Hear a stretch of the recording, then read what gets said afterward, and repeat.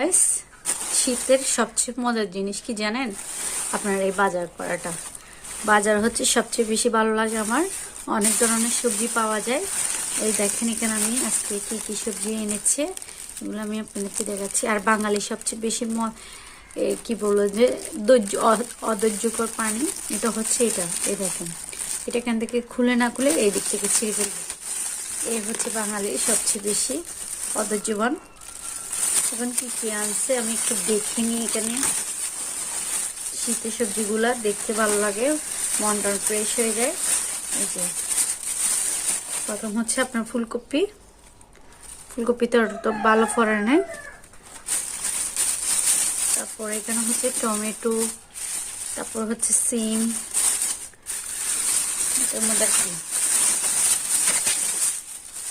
এই যে ফুলকপির রানী দুইটা, একটা হচ্ছে ফুলকপি রানী বলতেছে, শীতের রানী। একটা ফুলকপি আর একটা হচ্ছে বাঁধাকপি।